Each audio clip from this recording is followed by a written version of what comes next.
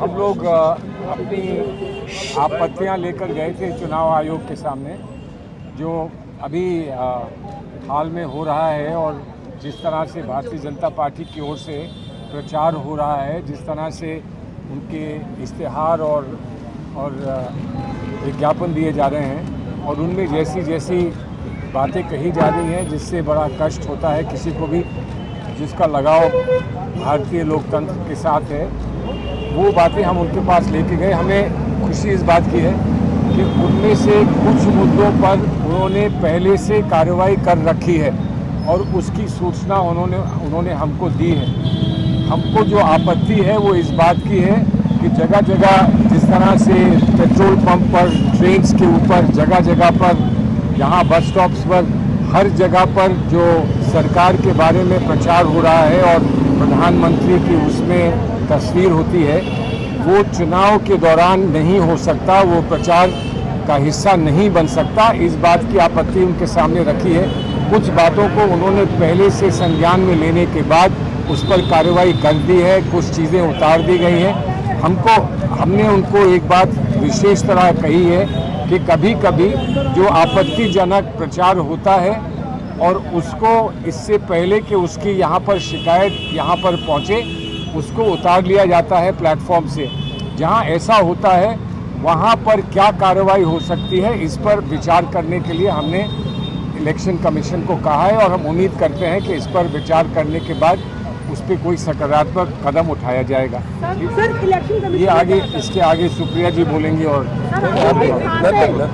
उसको लेकर भी आपने चुनाव आयोग से गुहार की है कि लेवल प्लेइंग फील्ड सबके लिए बराबर नहीं है।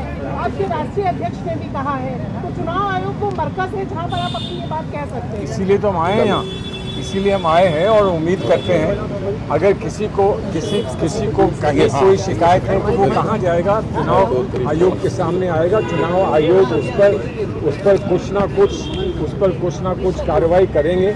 जितनी भी उनको कॉन्स्टिट्यूशन के तहत जितने अधिकार हैं उनको उनका उपयोग करते हुए कुछ कार्रवाई करेंगे। इसीलिए हम चुनाव आयोग के साथ चुनाव आयोग ने क्या, मैं आपको कुछ क्रमवार बता देती हूँ जिन चीज़ों पर हमने अपना ऑब्जेक्शन वहाँ पे दर्ज किया है। कुछ चीज़ें जैसे सलमान सर ने कहा उस पर एक्शन हुआ है, कुछ चीज़ों पर हमने एक्शन की गुहार करी है। एक निहायत ही भ्रमित करने वाला वीडियो चला रही है भारतीय जनता पार्टी अपने ऑफिशियल हैंडल से। मिनिस्ट्री ने भी चलाया, तमाम नेताओं ने चलाया, तमाम मंत्रियों ने चलाया 2G को लेकर। कुछ 2G कोर्ट में हो चुका है कि कोई कल्पेबिलिटी नहीं है, तो ऐसा भ्रमित करने वाला वीडियो 10 साल बाद क्यों दिखाया जा रहा है, इसके लिए हमने उस पर्टिकुलर कंटेंट पर अपनी शिकायत दर्ज की है और चुनाव आयोग से अपेक्षा है कि उसको हटाया जाएगा। दूसरा, एक भ्रमित करने वाला वीडियो चलाया गया जो कि मोदी जी ने वॉर रुकवा दी, जिसका फैक्ट चेक खुद मोदी जी की सरकार MEA नहीं कर दिया था। और क्योंकि ये मॉडल कोड ऑफ कंडक्ट के पहले आया था, अभी भी लगा हुआ है, इस पर हमारी गुहार है और हमारी दरख्वास्त थी इलेक्शन कमीशन से कि ऐसे भ्रमित करने वाले वीडियो को हटाया जाए।